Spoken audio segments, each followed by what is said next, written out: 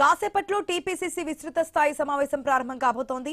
గాంధీ భవన్ లో టీపీసీసీ అధ్యక్షుడు మహేష్ గౌడ్ అధ్యక్షతన ఈ భేటీ జరగనుంది. ఉపాధి హామీ పథకం పేరు మార్పు విషయంలో చేపట్టాల్సిన ఆందోళనలపై చర్చించనున్నారు. త్వరలో జరిగే మున్సిపల్ ఎన్నికల్లో అనుసరించాల్సిన వ్యూహాలపై సమాలోచనలు చేయనున్నారు.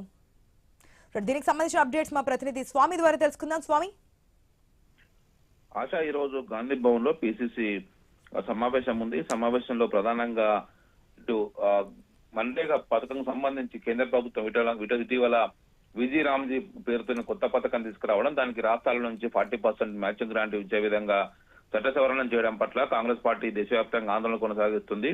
మహాత్మా గాంధీ పేరు తొలగించడం, ఆయన సేవల్ని అవమానించడమే, దేశాన్ని అవమానించడమే, జాతిపిత పేరును మార్చడం సరికాదంటూ దేశవ్యాప్తంగా ఆందోళన బాట పట్టింది. దీనికి సంబంధించి మరింతగా ముందుకెళ్లడం కోసం తెలంగాణలో కాంగ్రెస్ పార్టీ, కాంగ్రెస్ ప్రభుత్వం దాన్ని వరుసగా ఉద్యమ రూపంలోకి తీసుకెళ్లాలని చూస్తున్నారు.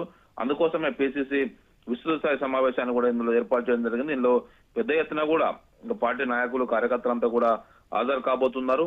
మరోవైపు ఇటు త్వరలో చేపట్టబోయేటువంటి మున్సిపల్ ఎలక్షన్ సంబంధించి దీనికి సంబంధించినటువంటి కోఆర్డినేషన్ చేయాలని చెప్పేసి ఇప్పటికే పీసీసీ చీఫ్ మహేష్ కుమార్ గౌడ్ కి సీఎం రేవంత్ రెడ్డి సూచించారు. మొత్తం మున్సిపాలిటీలు, ఒకవైపు కార్పొరేషన్ లో ఉన్నటువంటి ఏదైతే ఔత్సాహిక అభ్యర్థులు ఉన్నారో వారికి సంబంధించి ఒక్కొక్క వార్డు, ఒక్కొక్క డివిజన్ నుంచి 5 నుంచి 6 మందికి సంబంధించినటువంటి ప్రపోజల్స్ లెక్కలు తీసుకోవాలి. అది పూర్తి స్థాయిగా పంచాయతీ ఎలక్షన్స్ లో అక్కడక్కడ పొరపాట్లు జరిగాయి. దాదాపుగా 500-600 చోట్ల కోఆర్డినేషన్ లేక సర్పంచులు ఓడిపోయారు. ఇప్పుడు అలాంటి పరిస్థితి కాకుండా జాగ్రత్త పడాలని చెప్పేసి సీఎం సూచిస్తున్నారు.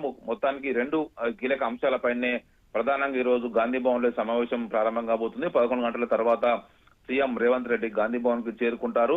మిగతా పీసీసీ అధ్యక్షులతో పాటు మంత్రులు, పీసీసీ కార్యవర్గం, కీలక నాయకత్వం అంతా కూడా ఈ సమావేశానికి హాజరవుతారు. ఈ 2 కీలకమైన సబ్జెక్టుల పైన ప్రధానంగా ఫోకస్ చేసి ఈ రోజు చర్చించబోతున్నారు. దేశవ్యాప్తంగా ఒకవైపు ఈ పథకానికి సంబంధించి కాంగ్రెస్ పార్టీ ఈ పేరు మార్పు పైన, మన్రేగా పేరు మార్పు పైనే ప్రధానంగా ఉద్యమ బాట పట్టింది.